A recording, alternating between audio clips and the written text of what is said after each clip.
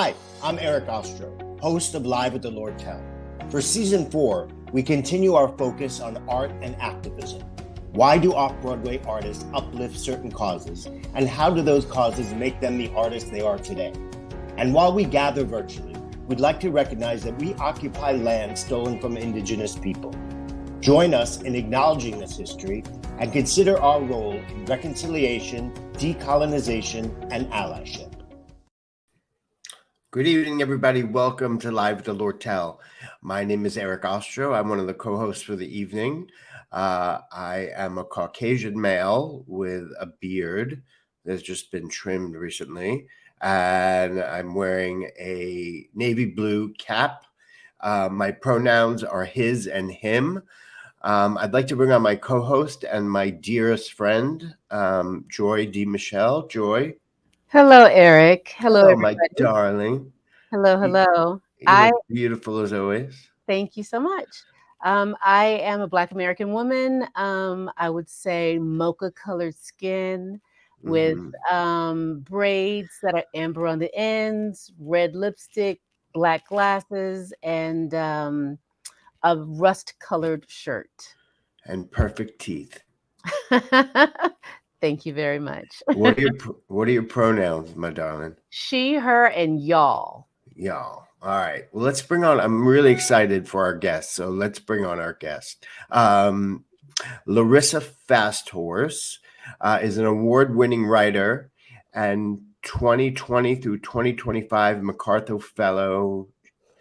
Her satirical comedy, The Thanksgiving Play, was one of the top 10 most produced plays in America.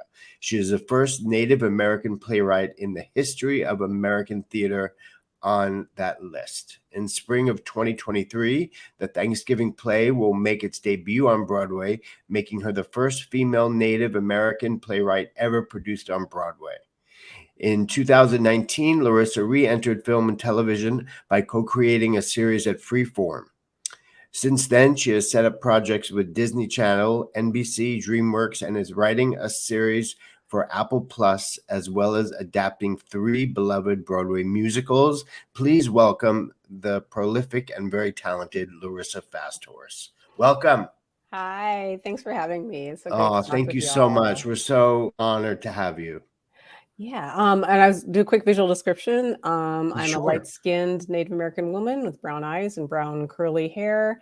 I'm wearing a light green, I don't know, mint green. I don't know what color this is. Some kind of green top. Green, it's nice. Yeah, I'm in front of a cranberry-colored wall with my husband's sculptures, which are very hard to describe, hanging on the wall behind me. They're very nice. They are. So how are you? I'm good. I'm really excited to talk to y'all. It's been we've been talking about this for a while, so I'm glad it worked out. We are too. Get together. So, I mean, I just kind of want to start right off. I mean, we have so much to talk about in the hour, and it goes by so quickly. I truly believe that so many things, everything starts with where you grew up and what were your influences artistically, and what did you get from the community that you grew up in? Wow. Yeah, that's a lot. Long question. Everything about who you are and where you came from.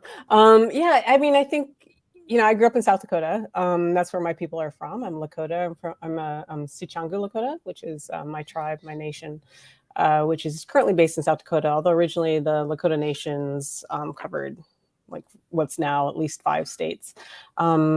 But our reservation is there. And I actually grew up off the reservation. We're in a border town until I was in kindergarten. And then my parents moved to the capital, which is Pierre. And that did have a huge influence on me in many ways. It's funny because, talking to people here, it sounds ridiculous, but where I'm from, Pierre was like the big city. It's 13,000 people, but it was a change from like reservation life or rural life to city life because it was also the capital of the state. So it's a very different atmosphere, I would say, and it really started me, I think, on the road. My parents were very into the arts, just on their own as well, but being there really gave me access to seeing performing arts in a way that I didn't have before that, and it really changed my whole trajectory. It also is a place that I got to start taking ballet, because my first career was as a ballet dancer.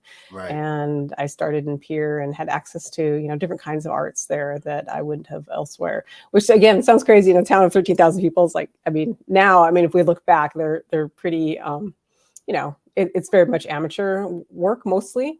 Although we had like a touring season that would come through, you know, in our very small little theater, but it was constant. It was constant artistic experience, and so that's where it all came from, and that's where it all started. Our community theater. Even though I wasn't a theater girl, I wasn't in theater. I worked the concession stand, so.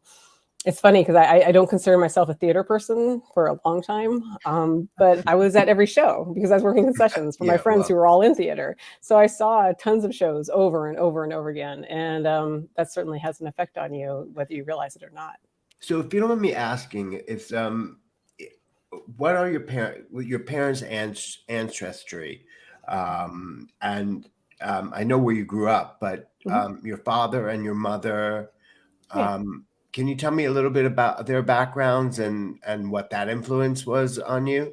Yeah, so I actually have a Hunka family, which means like in Western would be called an adopted family. So biologically, can you repeat what that's called again? Hunka. Okay. Hunka, if you're going to say it correctly. So my biologically, my father is Lakota, and my mother is white, mostly Norwegian. And then, my Hunka family, they're both white. They're German, actually. And so my dad was actually first generation here. His parents are German Russian and fled to Crimea. So he's the first generation here. So I grew up in this interesting kind of mix of, my parents were very careful to make sure I considered to have Lakota culture in my life and Lakota role models and elders. So I always had a lot of Lakota influence and leadership and guidance. But at the same time, you know, I had my parents who were, you know, coming from a white world. And and to me, I've always said what they gave me, I think what I got through that was being what I call now I'm a translator, right? And that's why I work well, and I can work in commercial theater and I can work in large theaters and such, because I'm a translator from Lakota culture to white culture, which is, you know, let's be honest, 90% of still our theater going audience is white. Yeah. And so I think that's the role I've been given, is to be able to translate the experience of being a contemporary Indigenous person to a white audience. And I think that's really what my parents gave me, for sure. And your Hunka parents, I mean, your parents made the decision your Hunka parents were the ones that raised you after a certain age. Isn't that right? Yeah, since I was a year old. So yeah, we're way back. So being in South Dakota, and did you go to public school there? So were you raised with American misteachings of Native American culture mashing up against your true knowledge of your culture? Yeah, I mean, it was very different when I was growing up. I did go to public school. There really wasn't any other choice. There was one Catholic school for, I think, grade school, but that was it. And everything else there's just the one school. There's a school. So in a small town like that, we all go to the same one. But yeah, it was very different when I was growing up. And we took Native American history in grade school. So everybody did. It was so when we started history of South Dakota, you started with actually the Lakota people, with the Mandans, the Rickaras, and the cultures that were there before my people came. And we went through all of that and continued into then South Dakota history from settler time forward. So we always had that. I was also really fortunate that I was coming around in an era called the Age of Reconciliation for South Dakota. This governor who tragically died in office, Governor George Mickelson, he died in a plane crash. He was really pushing reconciliation between the state and the Native people. So I've said many times, like, we didn't have Thanksgiving pageants. You know, a lot of these things that are in my plays I'd never heard of before. We never had those kinds of things with like Native people and pilgrims and all that business. We I remember going to a lot of events as school kids at the Capitol building that were between the tribes and the state government, and trying to reconcile and reclaim and really have a pretty incredible experience of making sure that we were always heard and we're always a part of everything. Every official, state sanctioned thing that happened where I grew up always had opened with Lakota prayer and Lakota ceremony before we had then Christian prayer and whatever official thing was happening. Yeah. So I grew up with it very present in everything. I think it's a little different now, unfortunately, but the time when I was growing up, it was the state government was really placing an importance on making sure that everybody knew Lakota culture and history. Everybody knew how to do different ceremonies, how to be respectful of Lakota culture. So it was very much always there. Wow. That's fantastic. Yeah. It is. Can you talk a little bit about the evolution of the name FastHorse, which fascinates me, and the fact that the names change? Yeah. So originally, Lakota people, we didn't have surnames, first off. And then your name changed throughout your life. So you may be given a name as a baby, and maybe already as a toddler, as you started, showing your personality, it might change. And it would continue to change all through your life as your life changed. Or, for instance, like Crazy Horses, is very common to give a name. So Crazy Horse was actually Crazy Horse the Third, right? So his grandfather was named Crazy Horse, his father's named Crazy Horse. And at one point, his father felt that he's a medicine man, and he'd had so much acclaim for his name that it was time to pass that name on to someone else, and he gave it to his son. And then he wanted to make himself less, so from then on he called himself Worm, so he could be like very low, like below ground low. And then later they always called him Worm, father of Crazy Horse. So it became a very elevated name again. So a lot of our names are about like not just ourselves, but like our relationships to our families and things. So when, according to one of my cousins who did a bunch of genealogical study, through records and things, he said that they found that the first time they saw our family name FastHorse on the rolls was in like the 1730s, I want to say. And it was a government roll, of course. We didn't write, we didn't have written language. And so it was a military roll, and they'd written us down. And what they do then, since we didn't have surnames, is, of course, typically Americans would look around and look at a family and say, oh, that guy always seems to be the patriarch. So whatever his name was, they would make into our surname. And then we'd all be named with them that as our surname, which is, typically American. Pick the guy and make everybody be named after him. So what he said that he found was that our first ancestor that was written down was a gentleman whose name in Lakota was he who steals horses fast and gets away with it. And so, because he'd stolen a bunch of horses from the military. Right. And so they took like pieces of that. They knew the word fast and horse, and they stuck that together and put it down in English. And from then on, that was our surname. So Wow. Kind of wild. That is very fascinating. It's so fascinating. I mean, I have so many more questions about it, but I mean, researching you over the past week, I've just found, so much information, and I've just gotten so curious about that time. And, I'm fascinated about the way they kind of did the census back then. You know what I'm talking about? No, I'm not sure exactly which one you're talking about. The way they would, the military, or the trade industry, how they would take a census. Yes. Yeah. Right.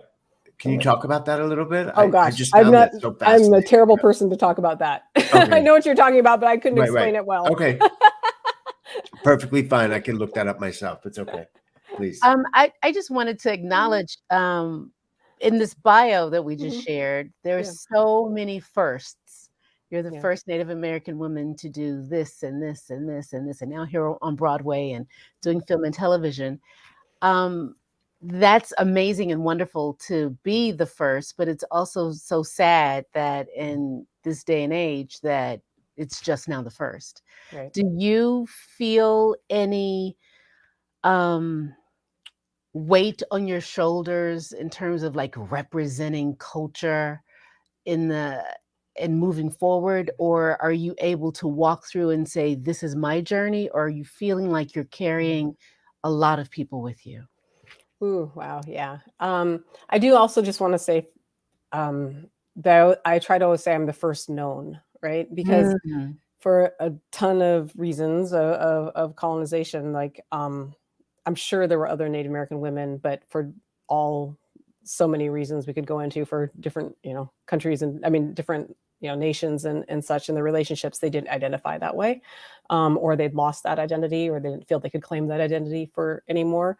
So I never assume I in fact I assume I'm not the first, but I'm the first known that is openly indigenous and safe and comfortable to be that, because it wasn't safe.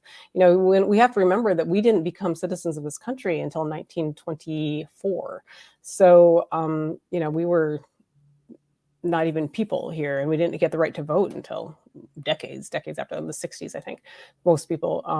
So we're still very new to this country in general, and so when you think about that, and then think about that, the last known Native American and only known Native American playwright on Broadway was Lynn Riggs, and that he was on Broadway in the 20s and 30s. That's really incredible, that as a Native American man, he had several plays on Broadway.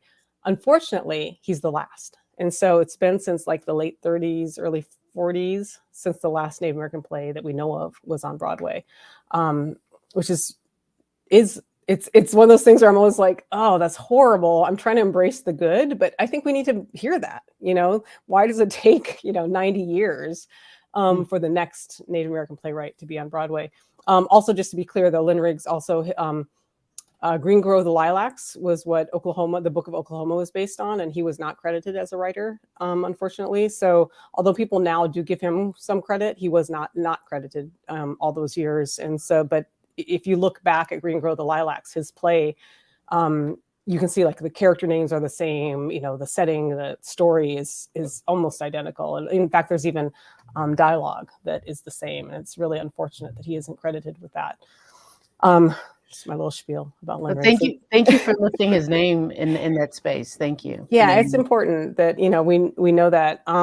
It's interesting how many times I look at lists of like Native American playwrights on Broadway, and people say there have never been any. And he was, an enrolled member of his tribe. Lived in Oklahoma with his people. So I won't say that first, but then. So I can't ask him. He's long gone. So I can't ask him anything. It is hard. I will say it's hard. I feel an incredible amount of pressure, mostly because, when you are the only one in 90 years and the first, female that we know of, I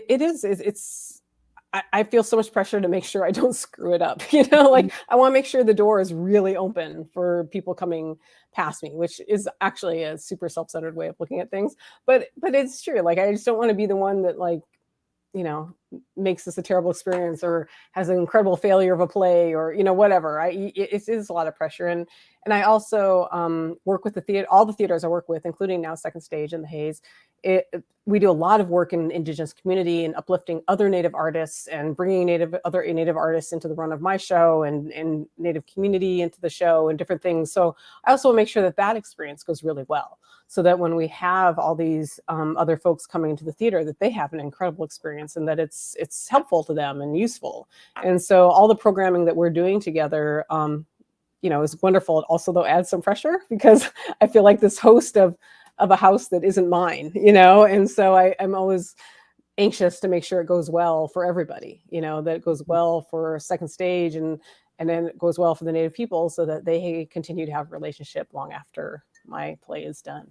And they continue to come to the theater. Yeah. I mean, as patrons, as people that want to come to the theater and watch. We've been talking a little bit about your development as an artist, but there's also a very big political side to your work that you've talked about. You've said that your goal is to infiltrate white establishments, and maybe that's another factor that led you to the theater. I mean, there's a big political part in your writing, and I mean, in the past few years, we've been going through so much political mishigas. That's a word that I use. I would love to get your point of view about where you're getting your ideas for your plays, and where the politics come into it and where it plays. Yeah, I mean, just, so one thing that I think a lot of people in this country don't understand is that I am an enrolled citizen of a sovereign nation. And then my second citizenship is with the United States, which is the conquering nation that is, that we are in treaty with. So I have dual citizenship with two nations. So my existence is political, right? We aren't, Native people aren't just a race or a culture and ethnicity. We are actually independent political nations in a treaty designated relationship with the United States. So everything about my existence is political. It just, there's no separating those things. And so, that's always there. And the lack of understanding about that in this country is pretty deep.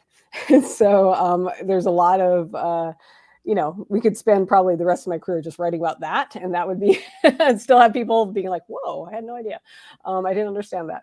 So, just everything I say is coming from a political frame, right? Because of the way we are existing within a nation, within a conquering nation. So, that said, then there's also, just everyday life, which is being a playwright, being the first, often being the only, as the first Native American female to have an off-Broadway play at one of the major houses at Playwrights Horizons, and having no one else to talk to about these things, and having no one else having experienced these things in the way I have. There's endless material, which is like where the Thanksgiving play came from very clearly. I think, also I'm also very aware that, not all, but a good amount of the folks I'm talking to in a typical white theater crowd tend to be a little, tend to be all in sort of that are coming to my plays, I should say, tend to be a little more to the left, tend to sort of fall into one similar bucket. So for me, it's really about, okay, well, who are those people, and what is it I encounter with them that I know is a problem, it's problematic, and how can I basically, help them see these things and help them shift things to make themselves even better. Because I assume that people are coming to theater wanting to, I assume these are good people that want to be better people. And not that, if you don't come to theater, you aren't a good person, but, I'm assuming, I always assume goodwill of folks. And so I figure, this small, pretty ineffective platform I have of theater is a way that I can hopefully change the way people look at things. I always say you should leave my play with more questions than you knew to ask when you came in. I'm hoping that you find out that you didn't even know what the questions were before you came, and now suddenly you have to figure out what those questions are. And I would say I hope that that's what happens. And so for me, my political activism through theater is just natural. It's a natural state of my being, but it's also, I very much came into theater wanting to change both the field and the audiences. Those are the things I want to do. I wanted to change our field and change the way our field works and the way our field interacts with Indigenous art and artists. But then I also want to change audiences, and I want them to leave the play a little different than they were when they came. In terms of change, so we've gone from not knowing, silence, to now knowing, somewhat knowing, performative wokeness. Yeah. And then in what ways can people take performative wokeness and turn that into actual action? Like something that really means something more than I gave a land acknowledgement today. Yeah. Yeah. I think the biggest key to me is that, so I think one of the biggest dangers I see with the folks that I encounter in my world, which again, like I said, is a pretty, narrow world of theater. I'd say the biggest danger I encounter is fear of making a mistake, fear of putting yourself out there, fear of taking a risk, fear of sounding foolish, fear of being wrong. I was talking with a Native woman up in Western Massachusetts recently, and she uses the term reflective allyship. No, reflexive allyship. That's what it is, reflexive allyship. She says, what I need from an ally is it needs to be a reflex. Like you just immediately jump in and correct things. You immediately jump in and say that isn't right. You immediately jump in and take action before you think. That it's that obvious to you that something has to be done, and you do it. And you're going to screw up. Then you're going to make a mistake. You're going to look foolish. You're going to do the wrong thing sometimes. You're going to step on someone's toes sometimes. You're going to get in a fight sometimes. Like things are going to happen. But her point is we need allies to be that immediate, and that's not what I see in most of our field. And then with the folks that I encounter, most people are scared. Most people are nervous. They carefully read a written land acknowledgement exactly the way it's said, and then center themselves by apologizing for mispronouncing the name of the tribe instead of just learn the freaking name. They do all these things as opposed to just like, okay, I'm going to do the work. I'm going to learn it so that I can say with conviction and with strength and with personal knowledge, this is the name of the people whose land I'm on. And I do not just acknowledge it, I realize that I'm a part of the problem and that I'm living on someone else's land and I'm profiting from blood money and I have to do something about it. And I realize it so deeply that I have to tell you about it so that you feel that way too. And that you're inspired to realize whose land you're on and that you need to do something and that reparations have to be paid. And like that's what it should feel like.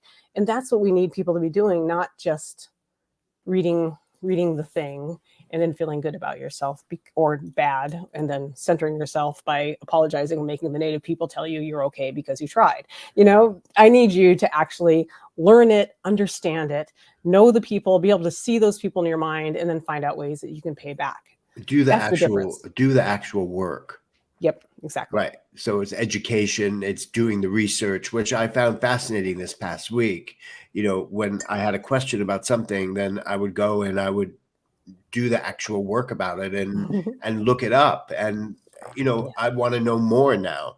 But I think you're absolutely right about people reading that thing and then, mispronouncing the name, than just saying, oh, sorry, I did that wrong. But, no, you should know, do your research, do your work. It's an easy thing to find out how to pronounce something. Right. Exactly. Yeah. Well, my big takeaway from what you said, though, is have it in your heart, like live it, really live it, really mean it, really have a position about it and not just go through the motions of it.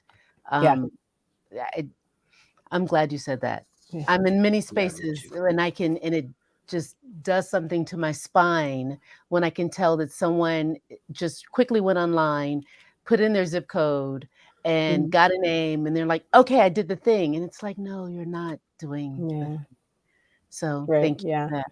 Well, and once you get to know, like you were just saying, Eric, once you start looking into it, I always tell people it's like the Matrix, right? Like you got to take the red pill or the blue pill. And once you take the red pill and you start to really understand like the horrific foundation this country is built on, you can't go back. And but there's also such incredible beauty and such incredible resilience. And we're all still here. You have to reconcile, like you have to go through the painful part of understanding, the genocide that this country is built on, and that the land that you're on still does belong to these people. That's right. You have to understand, you have to go through that.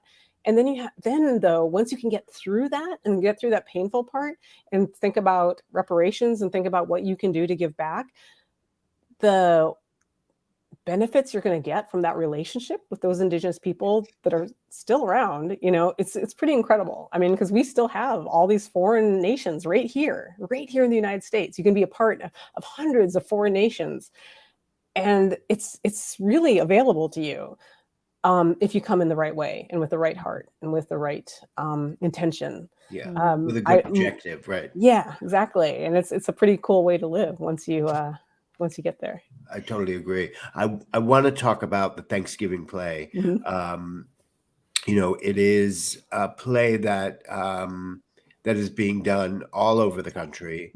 I think it is like I think I read before, it is the #1 produced play right Not now. this season, Not but this it season, was but last season. Yeah, the last new list season. just came out. Right. Okay. But still, I mean, Yeah, that's quite it's an all honor over. that Yeah. your play was the #1 produced play of a season is unbelievable. And I want to know where the idea for, I know because I read about it, but please tell. I mean, I think many of our listeners are young and theater goers, and I think that they'd be very interested in the foundation of that play and why it was written. Yeah, sure. Yeah, I mean, I'm really fortunate. I'm a Lort writer. Like I've been writing for Lort theaters all over the country now for 15 years. I make my living at it. I'm really fortunate. Theater has been really good to me. But even with that, I do a lot of commissions, and I'm really also I spend a lot of time with audiences. I write specifically to each audience at each theater. I spend time with their audience and get to know them. So my commissions have a really good production rate. They get produced. And so, that's great. But I noticed over time, about 5 years ago, that these commissions would get produced in that theater, but they wouldn't get produced again. And I was only getting the one production. And I started looking around and talking to people, and my agent was talking to folks. And the #1 reason I got was casting. I was told that my plays were uncastable because they had Native American characters in them. I have one play that has one half Native American character in it, and the rest of the folks are whatever you want them to be. They can be anything. And I was told that play was uncastable. I know that's not true. I think we all finally know that's not true. We've got Reservation Dogs. We've got, all these different great, my brain is going blank, but all these amazing Native American shows and movies and things happening right now with all these incredible actors. I think we get it now, but 5-6 years ago, theater still thought that one half Native character was impossible to cast. So I said, okay, fine, American theater. This is the game we're playing. Then I'm going to keep writing about these issues. I'm going to keep writing about the contemporary Indigenous experience, but I'm going to do it with 4 white presenting characters in one setting. So take that. And if you can't produce that, then if they don't start producing that play, then we know there's another issue, right? It's not really the casting. I keep saying that's like my most depressing success because it worked. I wrote 4 white looking people, and it's still right now at this moment, it's playing all over the country, in colleges and amateur houses, right? Because of the Broadway coming up, there aren't a lot of professional productions, but there's a few, but it's a lot of schools. I mean, there have to be at least 15 productions going right now around the country. And that's, several years in.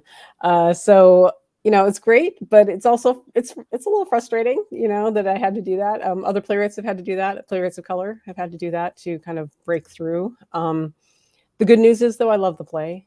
I love it's funny, and that's a big thing. Although it's a satire, and we talk a lot about my politics and me trying to change audiences and ask questions and all those things. And it is a satire, but what's really important to me with this play is to also just make it fun. I want it to be fun to go to the theater. I personally am not a fan of going to the theater and being hit over the head with I don't know, everything I'm doing wrong and everything, I don't like being preached at. I don't like any of that when I go. That's just not what I enjoy at the theater. I go to the theater because I want to have fun. I want to sit with my friends and other people and people I don't even know and bond over these crazy moments you have in person, which is, why we love theater. So I made it funny, very, not just satirical, but actually funny for everybody. And that's my gift. You come to the theater, you get to laugh and have a good time. And I love writing jokes. So, that was easy. Yeah, it's a hysterical play. And very, very funny, very satirical, and very obviously castable because of that. But because of that play, that its success, what did you learn from that success? I know it was a little, kick in the ass of, oh, well, that worked. That little trick that you did, that it worked. But what did you learn from it when you moved on to your next play? Yeah, I think I did learn that It's interesting how much I love writing comedy, and I was a little afraid of writing something just so outright comedic. And I don't know why. I guess I felt like I had to like tell people things in some way. My other plays tend to be a little Okay. darker. I mean, they all have comedy, but they're not like straight up comedies. So like my next play at that's going to be at the Mark Taper Forum next summer is a farce. I mean, it's a comedic. It's a straight up farce. It's ridiculous. There's doors and silliness and a lot of really stupid jokes, but still satire. So it's a satirical farce, and it's straight up just silly and ridiculous. I have a play that's coming up. I just realized it hasn't been announced yet. Anyway, another one at a big regional theater, okay. main stage that is also a comedy, and it really, I guess the Thanksgiving play really gave me such a joy in being in the audience and listening to people laugh and listening to people just have that fun release and experience together, that now I've really just kind of gone off the deep end with like ridiculous, silly funness. And, this one, like I said, the Fake It Till You Make It at the Mark Taper Forum is just over the top goofy in a lot of ways. And yet it's also, a satire at the same time. Can So you it gave speak? you the freedom. I'm sorry. Go ahead, Joy. Yeah. Can you speak to your process? You've theater's Mm-hmm. been good to you, and so Yeah. you've been commissioned for a while. So tell us how, for people who are aspiring writers, your process. Yeah, so I have no training of any kind. I have not ever taken. I tried to take a writing class in college, and I was sick when they did the placement, and so they put me in a remedial writing. So I've never even had a like basic writing class. So I created my own process, which I think is fairly common. It's really organic. For me, writing, the actual typing is the last thing I do. I don't outline. For instance, if I get commissioned with a theater, like I said, the first thing I do is say I have to meet your audiences. So I come out, I spend time going to shows. I stand around the bathroom line. I stand around the ticket line. I hang out afterwards and listen. I just listen to people talk, and I ask them about the shows, and I just strike up a lot of conversations and get to know people and what that audience is like and what they need, and I learn about that area and the local people of that, the indigenous people, et cetera. So I do a lot of like, I really look at that space and that place, and I look at the actual theaters, and I really tailor my work specifically to them, to that audience, to that space, to that land. And I really try to see, what are some things I can bring that are helpful to the audience, to the space, to the land. And then I go home and I think a lot. I think a lot about like, what are some of the issues that came up? What are some things I saw? And I start I do a ton of research. I'm really nutty about research. I talk to a lot of people. I interview tons of people. I read things. I, go to museums. I go to events, local events when I can, all kinds of things like that, until something starts percolating up that is a topic that's interesting to me and something that I won't get bored with, because it's going to be several years that I'm stuck with this particular topic. So I come up with something that I'm kind of interested in and don't have the answers to. And then I just really dive in again with more research specifically on that. And pretty soon a world pops up in my head. And then eventually people show up and they start talking. And then I just type as fast as I can, whatever they say. That part's usually pretty quick. Like in 10 days, I'll puke out. I call it the puke draft. I don't let myself stop till I get to the end. At that point, I don't know what the play's about. I don't know how it ends. I don't know what the point of it is. I just type until they stop talking. And then from there, I take the puke draft, and then that's where the dramatist comes in. And that's where I go through. And then I always say, you can't fix nothing. You can fix bad, but you can't fix nothing, right? So I take this bad puke draft. I don't even know what it's supposed to be for. And then the dramatist fixes it. Okay, what is it I'm trying to get at? Where do we need the turns? Where do we need to up the action? Where do we need to, have some reveals? Where do we need, things to happen? Where do we need to laugh, etc. And so I go through then, and really do a lot of drafts to really fine tune it into a good dramatic piece. And then I share it with people. I think the other thing that people are surprised at is that I really share with my work with anybody. I love to do readings with people are always like, oh, who do you want in the room? I'm like, I don't care. Anybody, everybody, go out on the street. That's who I want to be. That's who we're writing for, right? I don't need to. I mean, a bunch of theater people are fine, but just go out on the street. Literally invite anybody on the street to come in and hear this first draft, because that's who I'm writing to. And so I'm very big on making sure as many people as possible come through, and I watch the audience. I never watch the stage. I watch the audience, and I calibrate everything to them. I love that your approach is an act of service, because you hear so many people say that, oh, I had this story inside of me and it just had to come out. And your process is, let me see how I can best serve people. And there's a quote that I've heard someone say, I don't remember who it is, but service to many leads to greatness. And you serving people has continued the ball rolling. I love that. Yeah. Well, people are giving you, that's the one thing I will say. I have a real, I don't know, issue with theater folks sometimes, because they, people, the audience coming is giving you the most precious thing they have. It's time. It's like they're giving you time of their actual life, away from their family, away from their children, away from making money, away from, who knows, sleeping, like all these really fantastic things they could be doing. And they, like, if they're giving that to you, we owe them everything, like they don't owe us to like pay attention. If they need to come here and take a nap. Like, thank goodness we gave you that space so that you could let down and relax and feel safe enough to nap. Like, that's incredible. Like, I get crazy when theater people get all like, I don't know, like audiences owe them anything. Audiences don't owe us anything. We owe them.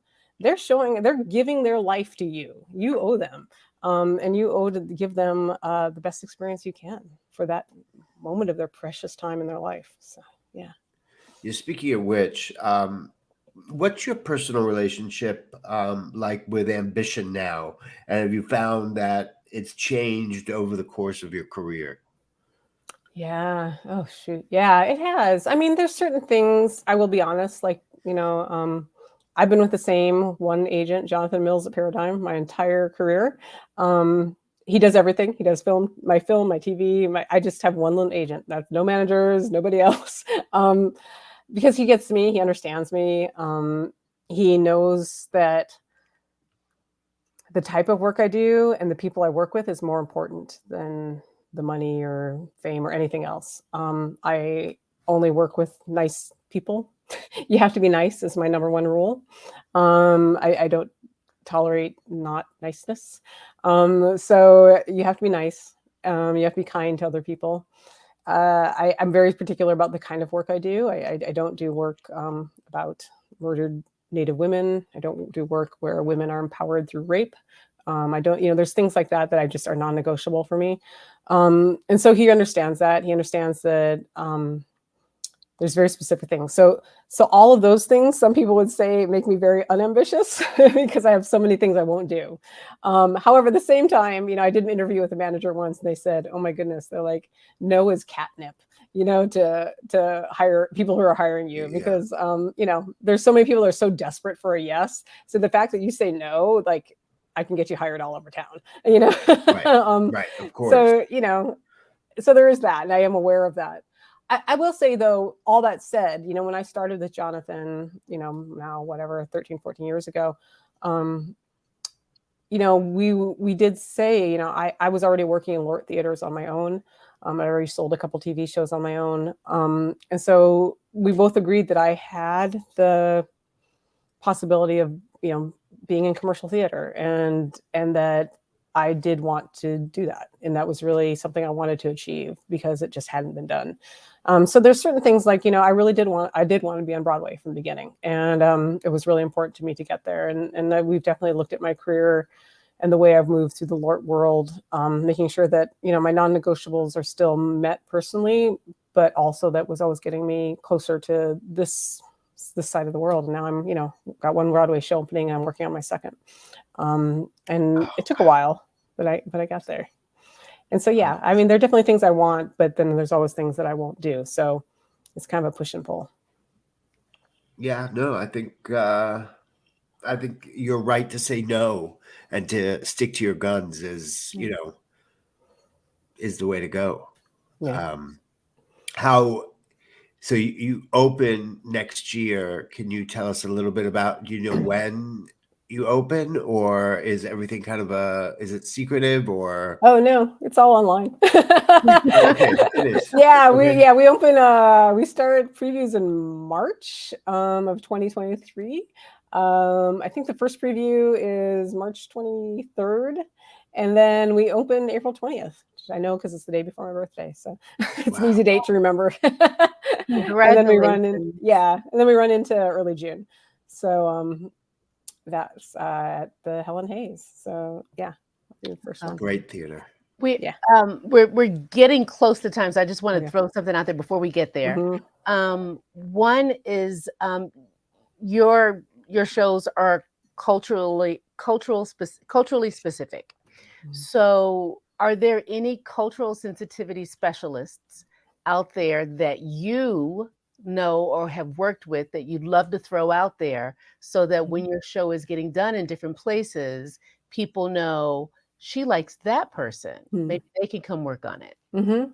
Yeah, that's a great question. Because I do have my partner and I have a company, Tidafone and I have a company that we started to do that because so many people were struggling to find people, so we help them find folks.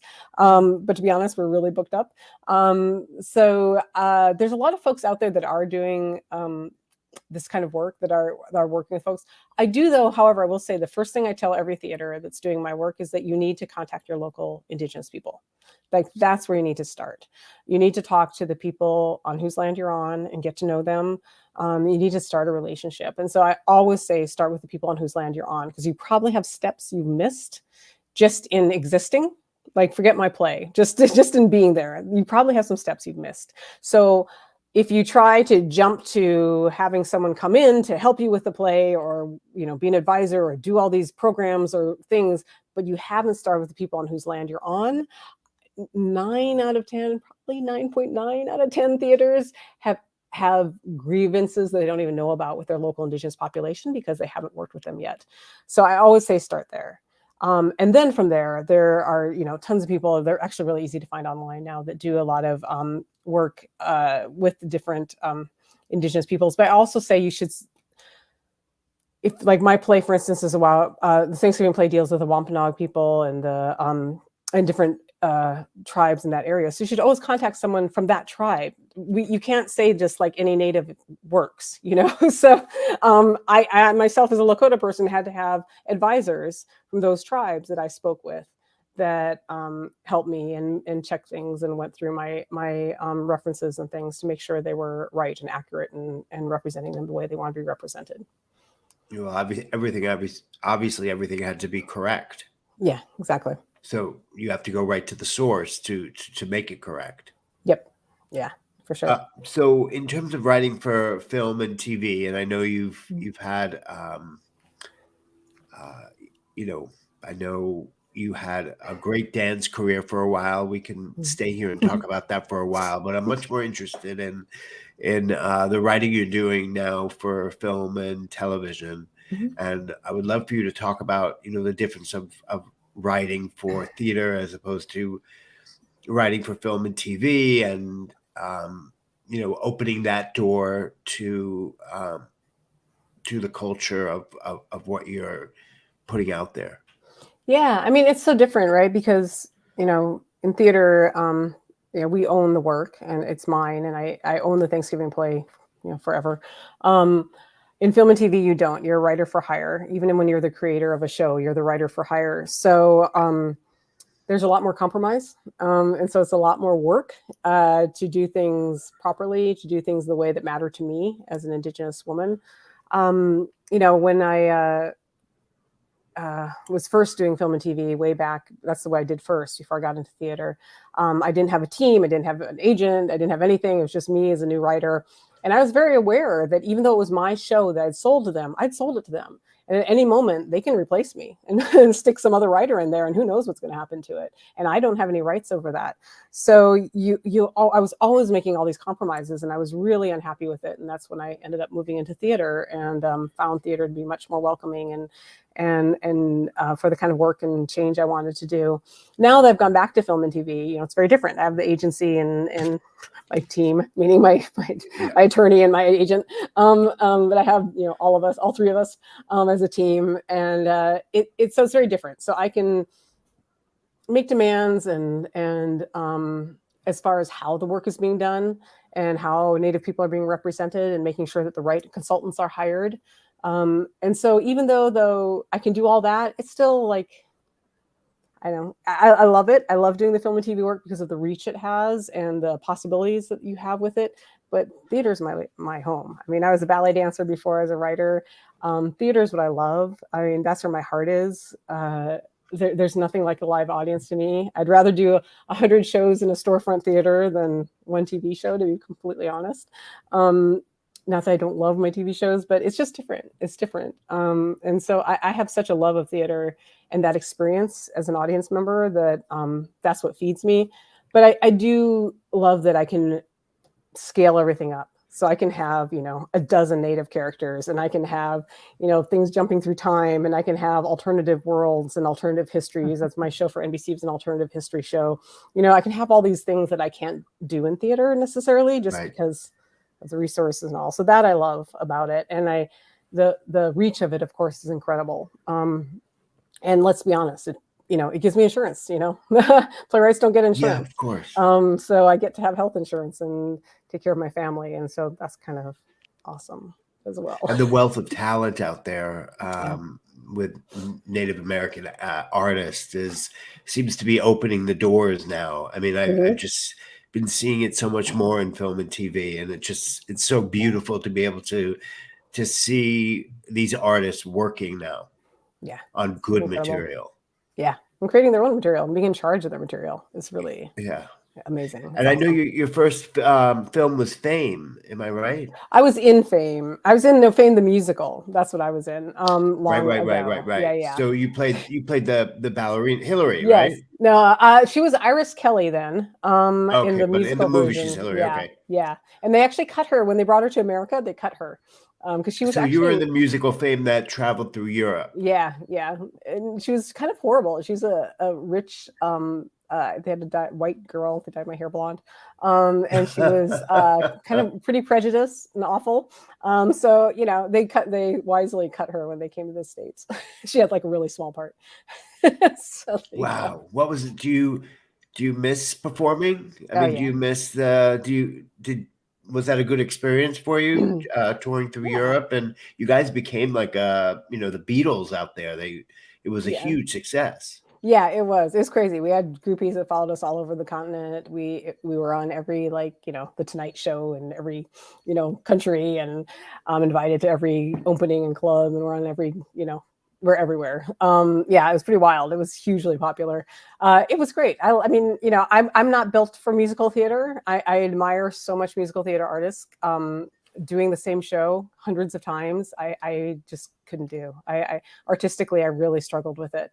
I'd been a ballet dancer before that, where you're doing a new ballet every couple months, so it's the first time I'd had to do the same show, 450 times in a row. And that's an incredible skill that I think people underestimate how hard that is, and what an amazing skill it is to be able to do a show so many times and still bring that incredible energy and artistry to it every time. It's amazing. And I did not have that discipline and that talent at that time. I found it very difficult and draining. As popular and great as the experience was, artistically, I really struggled with it because I had never done that before. So that was hard. But I do miss performing a lot. I wish I could do it more. It's been quite a while since I've done it. Well, who knows? Yeah, doors open. Yeah, you never know. So as we're running out of time, I mean, I have one question from me and one from Joy. But so Larissa, what is your hope for the American theater? What's your hope for what happens in the theater in the next few years? Oh, wow. My hope is, there's so many. My short-term hope would just be that we are able to get rid of the scarcity way of approaching things, where we can have one Native artist per season or one person of play of color per season. We're endlessly pitted against Black folks, Latinx folks, Asian folks. It's like, oh, we've got the February, new play slot with the Right. person of color.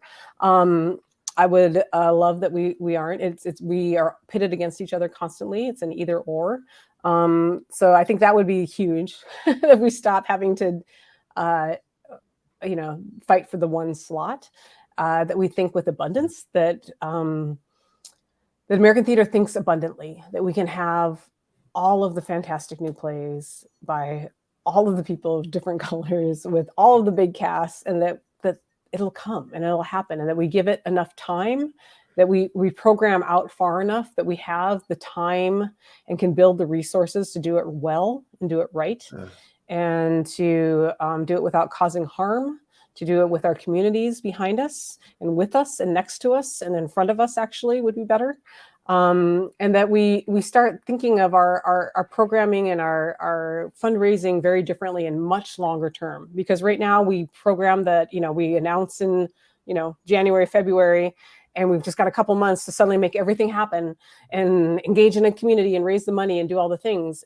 How about we program 2 years out and have all the time to really raise the right amount of money and really engage actually honestly with the community, and not always make engagement follow, but let engagement lead.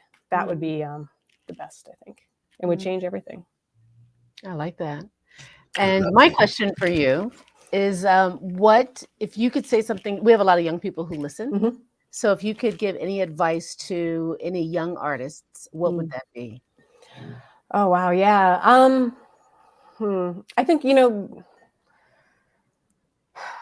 find out, like, being it sounds so dumb, but honestly, it's being yourself, right?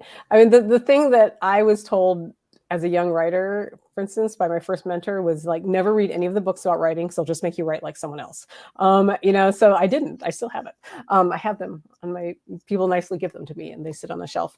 And because I want to honor the gift, but I haven't read them. The best thing you have is you. If you're a performer, if you're a writer, if you're whatever it is you do, if you're a designer, your point of view is the only one in the planet in existence ever. And so if you can protect that and make sure that that's what people see, you won't be right for everybody. Nobody is right for everybody. But if you're clear of who you are and what your point of view is, and you're always putting it forward and first, the right people can find you. The people that want that can find you. If you're always shifting and changing and covering it and not sure, they can't find you. But if you say, okay, I'm going to put this out here, I'm going to get a ton of no's, because that's just true. Nobody's for everybody. I'm going to accept all of these no's, but the yeses are going to be the most incredible yeses. They're going to be the perfect experience, because those people were looking for you, exactly who you are. And it's going to make all the difference in how your career goes. Oh, that was beautifully said. That was beautifully ended. Larissa, we're so honored to have had you on this show, and for you to wear your heart on your sleeve and talk about everything. I'm so excited for next season and for what you have coming up, and not only Broadway, but what you have coming up around the country. That's what I'm really excited about for you. And I wish you everything but love and luck and huge success, because it's very well deserved. Oh, thank you. That really means a lot. Thank you. So thank you so much. The show at the Taper starts when? It starts next summer. I want to say in August. Before that, I have my show with Cornerstone Theater Company in South Dakota with Chun. We'll be touring South Dakota. And then we go to the Taper. I think we open in August. And then the unannounced show in the Midwest. And then I come back to New York for Peter Pan. So Great. Yes. That's our show, ladies and gentlemen. For our next show, which we recorded on December 5th, John, Andrew, and I will speak with Warren Carlyle.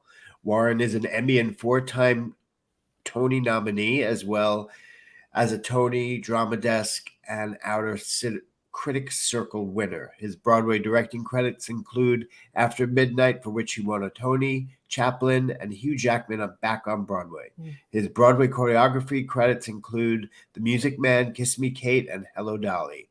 I look forward to speaking with him about all these shows, as well as Harmony, which he directed and choreographed off-Broadway last season, which will be opening soon on Broadway.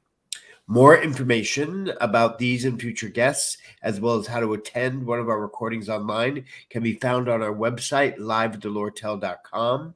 Thank you for joining us tonight. Stay healthy, be happy, go to the theater.